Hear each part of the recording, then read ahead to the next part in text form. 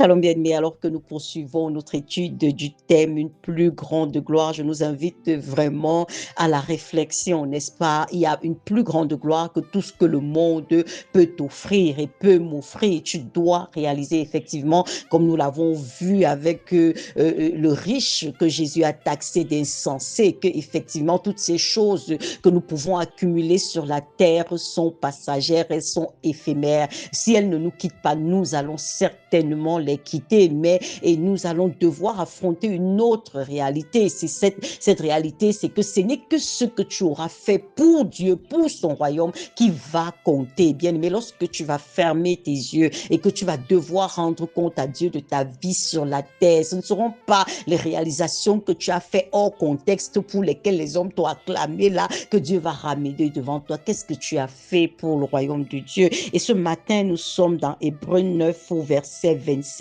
Et comme il est réservé aux hommes de mourir une seule fois, après quoi vient le jugement, n'est-ce pas? Une fois que tu fermes les yeux, il n'y a pas de transition. Tu ne vas t'arrêter nulle part. Aucune prière qu'on va faire pour toi après que tu sois mort n'aura de sens. Parce que c'est à toi, bien-aimé, de travailler à ton salut avec crainte et tremblement. C'est ta responsabilité, comme l'apôtre Paul pouvait nous le dire dans Philippiens 2 au verset 12. C'est à nous, lorsque nous sommes sur la terre, de réaliser que oui, certes, Christ s'est donné pour nous gratuitement. Le salut est gratuit. Il ne s'achète ni à prix d'or, ni à prix d'argent. Il suffit simplement pour moi de reconnaître que, Seigneur, je suis pécheur. Je suis né dans la nature pécheresse et aujourd'hui, j'entends ce message de l'évangile, ce message du salut. Je m'aligne à tes voies. Je fais le choix conscient de marcher dans la vérité de ta parole et de tes voies. C'est gratuit. Mais maintenant, une fois que c'est gratuit, tu dois l'entretenir. Tu dois te rendre compte que ce salut-là a coûté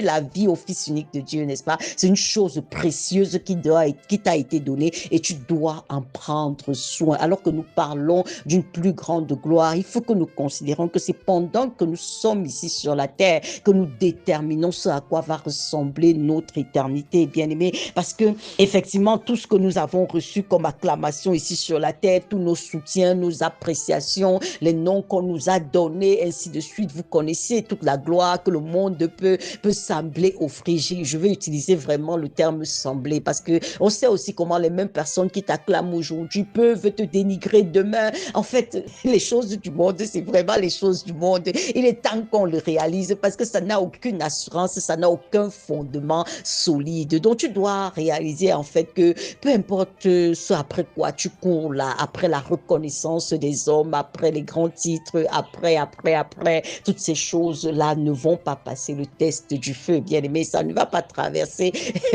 Parce que là, quand tu vas rencontrer le Seigneur, il va dire, moi je t'ai créé pour que tu manifestes ma gloire sur la terre. Isaïe 43, 7 dit, mon peuple que j'ai créé pour ma gloire. Mon peuple que j'ai créé pour ma gloire. Si tu ne l'avais pas réalisé, il faut que tu réalises que tu ne t'appartiens pas toi-même. Tu appartiens à ce Dieu suprême et souverain qui t'a créé, qui t'a pensé et qui t'a envoyé sur la terre avec une mission à accomplir. Et c'est sur la base de ce cahier de charge qu'il va dire, ok, tu es rentré à la maison. Qu'est-ce que tu as fait de ce cahier de charge? Comment est-ce que tu l'as accompli? Et ce cahier de charge a un fondement. C'est la personne de notre Seigneur et Sauveur Jésus-Christ, parce que personne ne peut être justifié par ses œuvres, mais tu seras justifié par les œuvres de la foi, bien-aimé, de cette foi que tu as mis en Jésus. L'apôtre Paul dit, j'ai travaillé plus que vous tous. Toutefois, pas moi, n'est-ce pas? Mais la grâce de Dieu sur ma vie m'a donné effectivement de pouvoir valoriser ce salut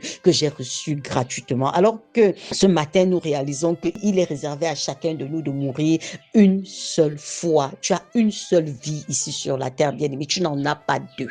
Tu n'en as pas deux. Tu vas pas partir et tu vas revenir. Tu vas pas être réincarné. Non, ça, c'est pas la vérité. Tu vas pas être réincarné. Une fois que tu es parti, tu es parti. Peu importe combien est-ce que tu auras des regrets, ce sera trop tard. Donc, que c'est maintenant, lorsque tu écoutes cette parole, comprends que c'est Dieu qui te parle, bien-aimé, et Dieu te parle toujours par amour. Dieu te tend la main encore ce matin en te disant, est-ce que tu es disposé à faire bon usage de la vie que je t'ai donnée? Est-ce que tu es disposé à bien compter tes jours ici sur la terre, mon fils, ma fille? Est-ce que tu réalises en fait que je t'ai placé ici sur la terre avec un agenda? Le Seigneur pouvait dire à Jérémie, avant que tu ne sois conçu dans le ventre de ta mère, je te connaissais et je t'avais établi prophète des nations. Bien-aimé, est-ce que tu as reçu Jésus? Est-ce que tu prends conscience ce matin combien c'est important de faire de lui le centre de ta vie et de coopérer avec lui pour savoir ce pourquoi tu es ici sur la terre et de vivre pour accomplir cet agenda, pour effectivement entrer dans la plus grande gloire qui t'attend pour l'éternité? Je t'invite à parler à ton Créateur ce matin. Shalom, bien-aimé.